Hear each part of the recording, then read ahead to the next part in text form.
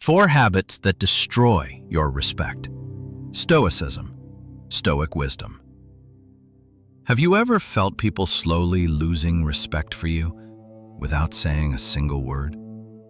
That quiet shift, that subtle distance, that moment when you speak and no one really listens. It doesn't happen overnight. It happens in small, invisible ways, through habits you repeat every single day without realizing. And tonight, I want to show you the truth most people never see. You might be sabotaging your own reputation, quietly, unconsciously, while believing you're doing nothing wrong.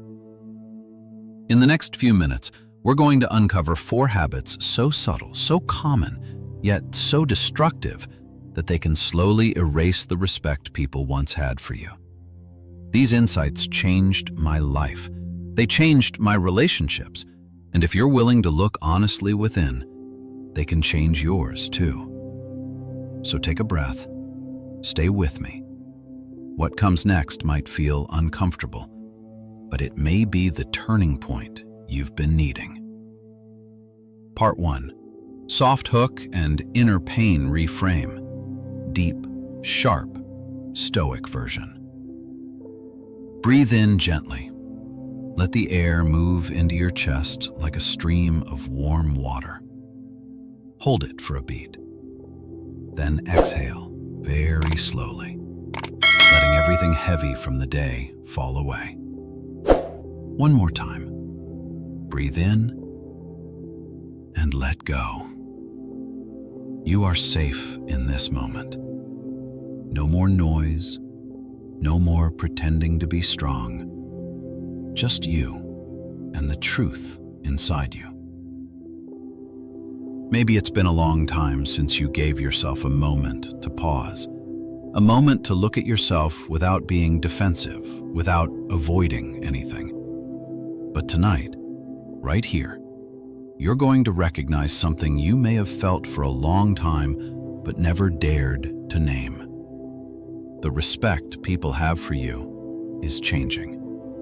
Not suddenly, not loudly, just a small shift, a very small one, but enough for your heart to know. A message that isn't answered the way it used to be, a gaze that no longer stays focused on you, a conversation where you feel yourself being pushed to the side, a vague sense that people are drifting away from you, gently but truly. What hurts you is not that they've changed, it's that you don't know why. You're still kind. You don't insult anyone. You haven't done anything obviously wrong. But there are moments you can't forget. Moments that make you realize that the image of you in other people's eyes is slowly fading. You're not listened to like before. You're not valued as much as you thought. You try to smile, try to stay calm, try to tell yourself everything is fine. But deep down, you know something is slightly off. And it's that slightly off that keeps your mind restless for days. I know that feeling. I've lived it. Looking at someone close to me and realizing the look they gave me wasn't the same anymore. Not hostile, not hateful, just no longer fully trusting. Like an invisible rope had been stretched, not broken, but no longer what it once was. A friend once said to me very softly, "It's not that I'm angry with you. It's just that sometimes I don't know if you're really you anymore." That sentence wasn't loud, it wasn't accusatory, but it hit straight into the place I didn't dare to look at. I felt lost. I asked myself, what have I done to make someone feel that way about me? And when I looked back at my life, I saw small things that were incredibly heavy. Promises I made just to sound nice. Moments when I cut people off thinking I was contributing. Stories I told just to fill the silence, accidentally stepping into someone's privacy. Nights when I complained so much that I exhausted others without even realizing it. None of those things were big enough on their own to destroy a relationship. But together, they were enough to erode respect. The Stoics say, people do not fall because of the big blows, but because of the small cuts repeated every day. I've lived through that sentence, and I believe at some point, you have too. Maybe you're asking yourself the same question I once asked. So, what did I do wrong? But Stoicism does not teach us to attack ourselves. Stoicism teaches us to observe. No judgment, no running away, just looking straight, as if you're looking into a still lake. When you're brave enough to look, truth appears. And truth is usually simple. Respect is not lost in a single day. It is worn down by small habits we don't notice. Gossiping, being unreliable, interrupting, excessive complaining. These are not sins. They are unconscious reflexes. But it's precisely those unconscious patterns that shape how people experience you. And if you don't look at them, you'll keep asking, why am I not respected? Even when the answer has always been inside you. This video is not here to blame you or make you feel like a terrible person.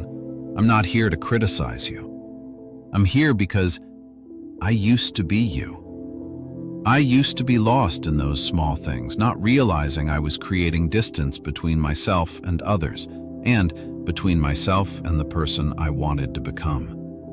And if I can change, starting from the smallest details, you can too. So tonight, in this quiet space, as you breathe gently and your mind begins to soften, I want you to prepare for a very real, very honest journey. A journey where you'll discover 4 invisible but powerful habits, powerful enough to destroy or transform, depending on what you choose. If you're ready to look back at yourself without self-punishment, if you're ready to relearn how to respect yourself so that the world can respect you in return, then everything can begin to change. Not next year, not next month, but right here, from this moment. Take another deep breath in. Exhale very slowly, and let this voice guide you forward. We'll walk through each habit, honestly, without judgment, with nothing but truth and healing. Part 2. Stoic Understanding, Core Analysis. 2.1. Hat 1. Gossiping. Gossip is not just sharing a funny story. It's not chatting for fun.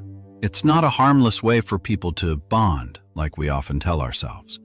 At its deepest level, gossip is using someone else's life to fill the emptiness within your own. It is a quiet way to chase a sense of importance, but through the cheapest route. And because it's cheap, the price you pay is always high. When you tell someone's story while they aren't there, you're sending a silent but razor-sharp message. I can do this to you at any time. The listener doesn't protest, they don't stop you, but they remember, and they start stepping back a little, then a little more, and a little more. Not because you're a bad person, but because they don't know if their secrets are truly safe in your hands. Society doesn't need to shout to punish you. It punishes you with distance, with caution, with people who never fully open up in front of you.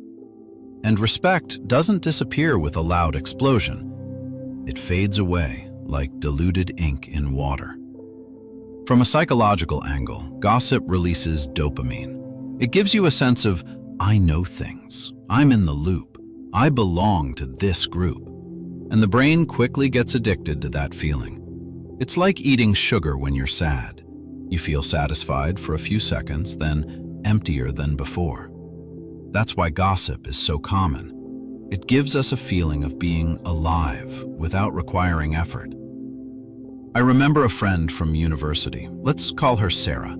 She was quiet, gentle, and rarely spoke about anyone.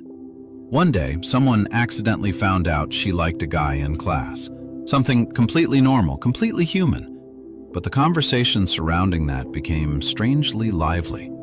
Jokes, teasing, curious looks. And just a few days later, Sarah stopped smiling.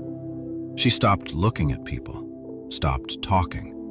She pulled back into herself as if the world had suddenly become unsafe. I remember the look in her eyes, like someone who'd been betrayed and didn't even know where the betrayal came from. I felt ashamed, even though I hadn't said anything directly, but my silence made me part of that betrayal. Epictetus said something I only truly understood later. Do not speak of what does not concern you. Other people's lives do not concern you. Other people's stories do not concern you. And their pain, even more so, is not something to fill the empty spaces in your own life. Stoicism teaches that honor begins with quality silence, not the silence of cowardice, but the silence of someone who knows what they are protecting, their own dignity. The lesson of gossip is not simply, don't talk about others. The real lesson is this: let other people's lives speak for themselves. You speak from your thoughts, your reflections, your own understanding. Small minds talk about people. Average minds talk about events. Great minds talk about ideas. Choose which kind of person you want to be every time you open your mouth. 2.2. Habit 2. Being unreliable. Lack of reliability.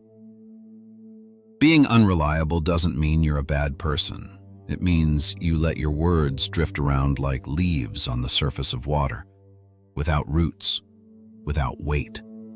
And when your words have no weight, you lose weight in the eyes of others too.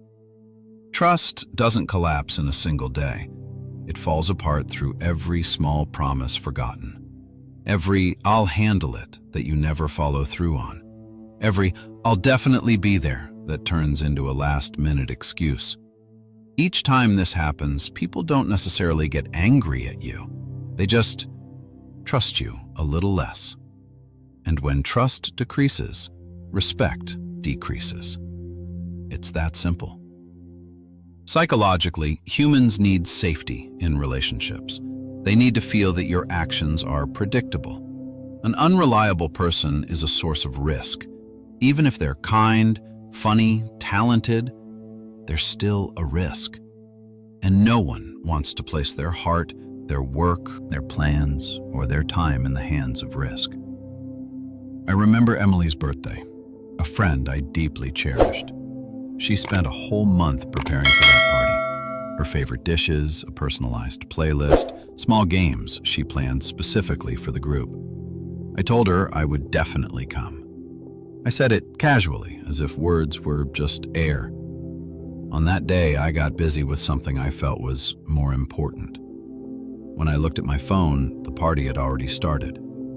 I texted to apologize. She replied, "It's okay. I understand." Those two words, "it's okay," didn't accuse me of anything, but they didn't feel warm anymore either. Respect doesn't die from anger, it dies from disappointment. Marcus Aurelius wrote, "Let your actions define your worth." Stoicism sees words as a kind of vow. When you say something, you're placing your character inside that sentence. And if you constantly pull back from your own words, you're pulling up your own roots. I learned that lesson quite late. Reliability isn't built from grand gestures. It's built from things so small you think no one notices. Being on time, texting back, showing up when you said you would, and most importantly, only promising what you can actually do. A reliable person is not a perfect person. A reliable person is a consistent one, and consistency is the strongest form of respect. 2.3. Habit 3. Interrupting. Interrupting is not joining the conversation. Interrupting happens when your ego is bigger than the respect you have for the person in front of you. It's an unconscious way of saying, what I'm about to say is more important than what you're saying. And that message, even if unintentional, cuts into the other person like a blade. In a meeting, a meal, an everyday conversation, interrupting makes others feel unseen and unheard. Humans can tolerate conflict, debate, and differences, but they struggle deeply with being dismissed. Psychology tells us interrupting often comes from two sources: insecurity, or the need to prove oneself. The insecure person fears that if they don't speak immediately, their opinion will lose value. The person who wants to show off jumps in to prove they're sharper, more knowledgeable, quicker. But in both cases, they lose the same thing: respect. I used to be like that. In meetings, I would jump in whenever I thought I had a good idea. I believed I was contributing, but in reality, I was taking away space from others. One day, after a meeting, my manager looked at me and said very gently, "You're always ready to speak, but you rarely truly listen." I went quiet. I didn't argue, because I knew she was more right than any explanation I could give. Epictetus once said, "We have 2 ears and 1 mouth, so that we may listen twice as much as we speak." Stoicism considers listening a form of mental training. Listening is not staying silent while you wait for your turn to talk. Listening is full presence. It is moving your ego aside. It is letting your mind become still enough to truly understand the person in front of you, not just react to them. The lesson of interrupting is simple but difficult. Breathe before you speak. Even one breath can save an entire conversation. Let the other person finish their sentence. Let them complete their thought, not 80%, not almost, but 100%. People may not say anything, but they will feel that something has changed. They will feel fully heard. And when you create space for others, something strange happens. You become a deeper person yourself. Because listening doesn't make you smaller, it makes you stronger, in a way that people who constantly interrupt will never understand. Interrupting comes from ego. Listening comes from maturity. And the most beautiful thing about maturity is that it doesn't need an audience. It quietly radiates from the way you show up. 2.4. Habit 4. Complaining. Excessive complaining. Complaining is one of the easiest habits to get addicted to. It feels like releasing pressure. It makes us feel like we're venting. But the truth is, every complaint carries a dark energy. And that energy doesn't disappear once you've said the words. It spreads, clings to the atmosphere, clings to the listener, and comes back to you. Chronic complaining turns you into a victim of life. When everything is wrong, when everything is annoying, when everything is too much, you're assuming that the world has wronged you, and that belief makes you weaker over time. The human brain has a fascinating mechanism. It remembers the patterns of thought you repeat most often. If you complain every day, your brain learns to spot problems in everything. At that point, no matter how much your life improves, you won't see it, because your mind only knows how to look for reasons to complain. I was once stuck in this loop. If it rained, I complained. If it was sunny, I complained. If I had too much work, I complained. If I had too little work, I still complained. And one day a friend said to me very bluntly, "Have you noticed that nothing seems to make you happy anymore?" I went quiet, because that hurt. But it hurt because it was true. Stoicism offers a simple question with the power to destroy any complaint. Is this within my control? If it is, act. If it isn't, let it go. Acceptance is not surrender. Acceptance is freedom. Complaining is self-imprisonment in a cell of negative emotion. The final lesson of complaining is this: When you can't change the situation, change how you see it. When you can't change others, change your response. And every time you stop yourself right before you start complaining, you're taking back a bit of control that life seemed to have taken from you. Part 3.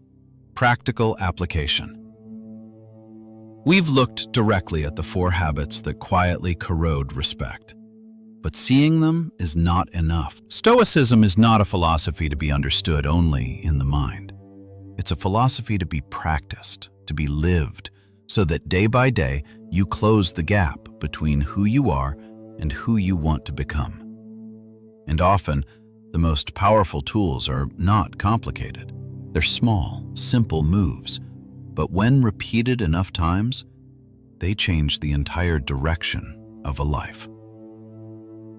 Replace gossip with quality silence. Every time someone starts talking about a third person who isn't present, let your mind take one step back. You don't need to lecture them. You don't need to say, "I don't want to talk about this." You only need to take a gentle breath in. The urge to join in will weaken after just one breath. Then you smile, without judgment, without reaction, just a small smile to keep your energy from being swept into the negative flow. After that, change the subject. Not in a forced way, not in a rush, just with a gentle question like, "Have you been working on anything new lately?" Or, "What's something interesting you've learned recently?" People say changing direction is hard, but in conversation, one sincere question is enough to redirect the entire flow. Quality silence doesn't just save you from gossip. It also sends out a subtle but powerful message. Your character is bigger than your need to talk about others. And that makes people automatically respect you more, without you having to prove anything. Replace unreliability with small but solid commitments. Reliability isn't something you declare. It's something you accumulate, and it's rebuilt through the smallest commitments. So start very simply. Don't promise anything unless you're sure you can do it. You want to help, to be kind, to be a good person. I understand. But kindness doesn't mean saying yes to everything. Sometimes kindness is saying, "Let me check my schedule and get back to you," so you don't end up breaking a promise later. Whenever you agree to something, write it down on your phone immediately. Just one line, but it ties your words to reality. Don't let promises drift into a memory bank that's already overloaded. And when you know you can't make it, let them know early. Don't wait until the last minute. Don't let them feel unimportant. A small heads up, a brief explanation, a sincere tone. Sometimes those matter more than showing up itself. When you start keeping your word in small things, you'll be surprised at how people's eyes change when they look at you. Not with admiration, but with trust. Trust is the foundation of all respect. A reliable person doesn't need to be the best. They just need to show up when they said they would. Replace interrupting with one breath. In every conversation, the moment you want to cut in always comes quickly. You feel like your idea matters. You're afraid that if you don't say it now, it will lose its value. You think if you don't speak immediately, the opportunity will vanish. But strangely enough, that very moment is your test. Next time you feel the urge to jump in, place the tip of your finger on the table, a small physical anchor to remind yourself to pause. Take one breath, just one. It's enough to soften the impatience inside you. Then, let the other person finish. Not almost finish, not close enough, but 100% finish what they're saying. They may not mention it, but they will feel something different. They'll feel fully heard. And when you create space for others, you become the kind of person who has depth. Listening does not make you smaller. It makes you stronger. In a quiet, grounded way. Interrupting comes from ego. Listening comes from growth. And the beauty of growth is that it doesn't need applause. It shows through the way you are present. Replace complaining with the golden Stoic question. Complaining comes so naturally. It's a reflex when life doesn't go the way you want. But every complaint that reaches your lips carries the energy of helplessness. And helplessness, repeated often enough, becomes identity. So, in the very moment you want to complain about the weather, your job, other people, or even yourself, pause and ask one question. Can I change this? If the answer is yes, act immediately. Don't delay. Even a tiny action is enough, as long as you don't let yourself sink into the whirlpool of whining. If the answer is no, exhale and let it go. Not letting go of responsibility, but letting go of resistance toward what lies beyond your control. When you stop fighting battles you cannot win, you save enormous energy for the things you actually can change. And if you do this for 7 consecutive days, you'll notice something very clear. Your life won't transform overnight, but the way you step into your life will. You'll be lighter, calmer, clearer, and people will feel the shift in your energy, even when you say nothing. Part 4. Reflection and stillness. In the end, what matters most is not that you've made mistakes. We all have. What matters is that you're willing to look at them without running away. External respect only comes to those who are brave enough to cultivate internal respect. You cannot demand others to value you while you still downplay your own small actions. And you cannot blame the world for turning its back on you when you've never learned to stand firmly within yourself. But the most beautiful thing about being human is our ability to change direction. We may have gone astray, unintentionally hurt others, built habits that pushed people away. But none of that has to define our future. Gossip can disappear. Trust can be rebuilt through small, steady actions. The ego that once lashed out in impatience can be softened by breath and patience. And the negative energy that clung to you like a cloud can be transformed into something clearer, quieter, stronger. Stoicism always reminds us that people are not judged by their intentions, but by their actions. Henry Longfellow said, "We judge others by their actions, but ourselves by our intentions." The Stoics teach the opposite. Judge yourself by your actions and look at others with compassion. When you dare to examine your own actions, without excuses, without blame, without escape, you enter a level of maturity that not everyone reaches. That maturity is quiet, simple, not flashy, but it completely changes the way others see you and the way you see yourself.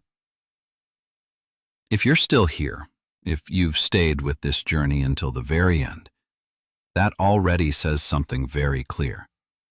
You belong to the rare group of people who are willing to change, willing to look within, willing to correct things that seem small but have the power to shape your character. And if you're willing to take one small step today, the rest of your life will not look the same.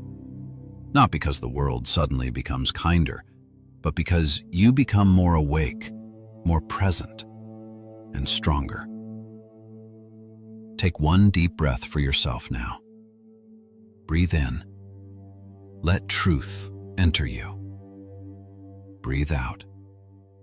Let the heaviness leave you. You don't need to be perfect to be respected. You only need to be honest with yourself and consistent in what you do. Every time you choose silence over gossip, you rebuild your honor. Every time you keep a small promise, you reinforce your foundation of trust. Every time you listen instead of cutting in, you become a deeper person. Every time you let go of a complaint, you return peace to your mind. And one day, you'll realize this. You no longer need to ask for respect from anyone. It comes to you naturally. No chasing, no begging, no proving. It comes because you have become the kind of person who is respected. If you truly want to walk this path, let your first step begin right now. Write a short sentence in the comments, one that carries the force of a promise to yourself. I choose to become worthy of respect. This is not just a phrase, it is a commitment, a direction, a small rebirth within. And if you want to go deeper, tell me, which habit do you see yourself in the most? Not to blame yourself, but to start from there. Because every major change begins the moment you dare to name what hurts you. You've made it this far. From here, everything can be different. Breath by breath, action by action, day by day. You are worthy of respect. You are worthy of peace. And you are worthy of a stronger version of yourself. Below is the 150-word outro. Concise, sharp, stoic in depth, motivating, and designed to create a strong, I want to watch more feeling. If you're still here, it means you chose honesty over comfort, and that already sets you apart. Because real respect isn't something you demand, it's something you cultivate from within, one small action at a time. Tonight you learned the 4 silent habits that quietly erode your presence: gossiping, unreliability, interrupting, and constant complaining. They're subtle, but they're powerful. And the moment you begin replacing them with integrity, listening, consistency, and calm, something shifts. People feel it. You feel it. Your entire energy changes. Remember, transformation doesn't start with perfection. It starts with awareness, with one new habit, one better choice, one breath of clarity. Before you leave, comment, I choose to be worthy of respect. It's your first step in rewiring the way you show up in this world. And if you're ready for the next step, the next video will take you even deeper into the Stoic transformation you've just begun. Stay close.